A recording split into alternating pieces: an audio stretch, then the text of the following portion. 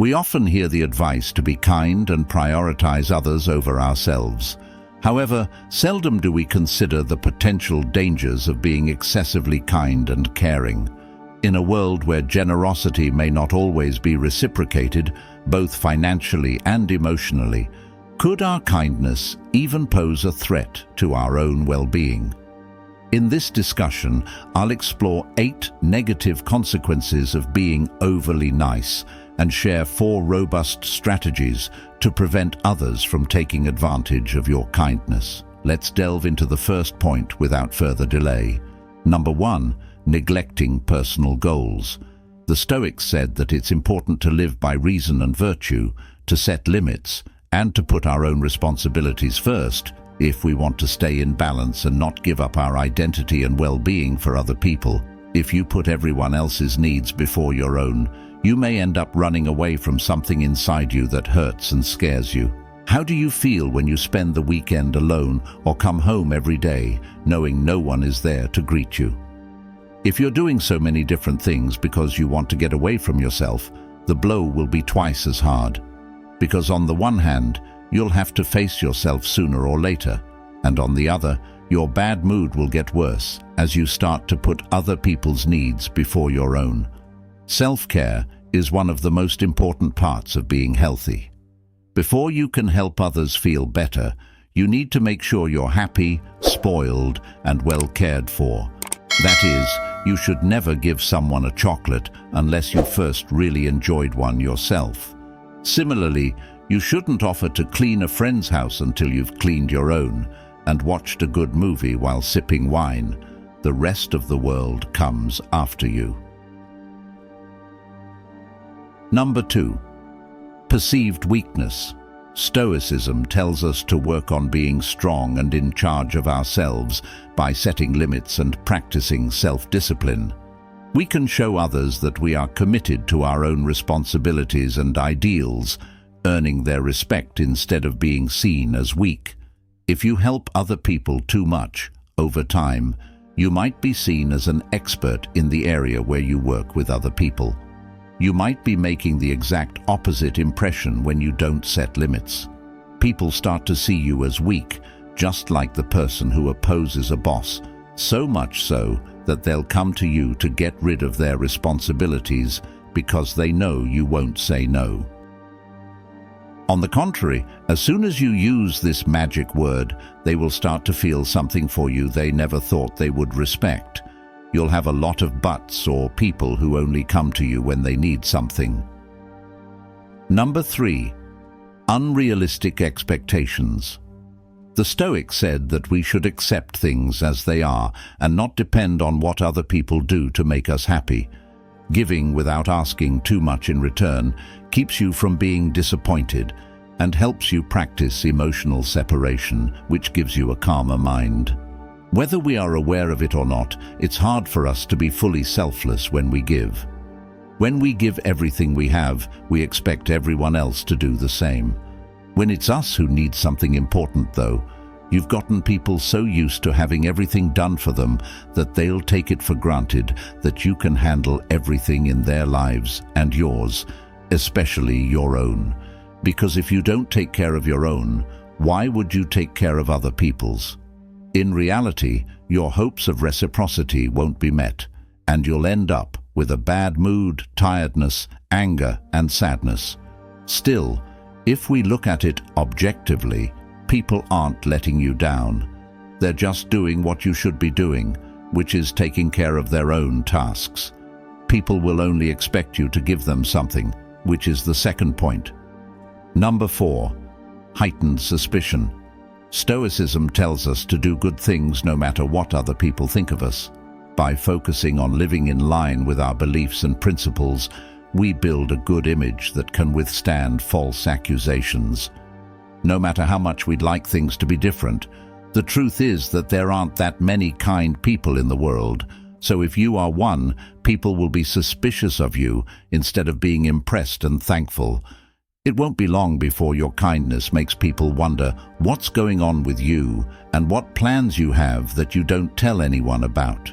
This could mean you've met a group of suspicious people. but it's more likely that they're just being honest.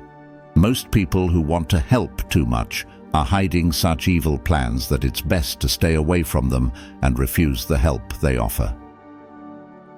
To prevent others from taking advantage, consider the following strategies. Strategy 1. Reserve time for yourself. Following the Stoic values of self-discipline and self-respect, it's important to give yourself time and room to take care of yourself. Do what you like exercise, drawing, listening to music while having a cup of tea, or anything else that gets you going. Finish your responsibilities as soon as you can so you can try this out. You should take this very seriously. So seriously that you should schedule this time every day or every week. So if someone asks for your help at that time, they need to be very kind and helpful to you, not to the person. So without remorse, you tell them no and enjoy that time and space just for yourself. If you don't want to be so direct, you can offer to help at a different time, but make it clear that you will only be able to help for a short time because you have other things to do. Strategy 2. Self-awareness. Based on the Stoic idea of self-awareness, pay attention to how you feel. The Stoics thought it was important to think about yourself, to understand your feelings and wants. By paying attention to your feelings, you can tell if you're giving too much and wearing yourself out mentally. This lets you change your focus and find a good balance. How does it make you feel to help other people? Thinking about yourself and putting yourself first is such a kind thing to do that you should feel like you're walking on clouds when you do it. So if you feel too busy, tired, angry, or used, it's time to listen to how you feel. If something you don't have to do makes you feel so bad, you shouldn't lie to yourself about it. Instead, find out how the help you're giving affects your health. Strategy 3. Embrace no. Following the lessons of the Stoics, you should realize that your time and energy are important and need to be used in a balanced way. Self-control can be shown by being able to say no when you feel too busy or when the request is unfair. Even though the word no makes us think of bad things and sadness, it's normal for us to find it hard to say it. But if we don't learn to say this word when someone wants more from us than we can give, pessimism will take over our lives. Practice in front of the mirror and tell yourself that it's the only way to regain your freedom and avoid unnecessary and possible risks. Strategy 4. Identify energy drains. Following the Stoic principles of self-discipline and wisdom, it's important to know which relationships are good for you and which can drain you mentally. By staying away from people who constantly drain your energy and don't add anything positive, you're taking care of your own health and showing Stoic self-control in your relationships. You should know that if you try to help an energy thief, it won't work. These people overwhelm you with their complaints, their pains, and their catastrophic view of life. Don't bother trying to help them, because if their problems were solved, they would have to stop complaining. That's something they wouldn't tolerate. In summary, according to Stoic philosophy, maintaining a moderate approach is essential in all aspects of life, including generosity. Providing too little may portray selfishness, while excessive giving can deplete one's energy, time, and resources. Striking a balance between prioritizing others and oneself is crucial, embracing the nuances of gray areas. When uncertain, the key is to remember the empowering word, no, especially when faced with offers like a ride home from a car window. As we conclude this journey, I genuinely hope these insights prove valuable to you. Remember that you play a vital role in this community. If this content has been beneficial, thought-provoking, or educational, please give it a thumbs up to share Stoic wisdom with a broader audience.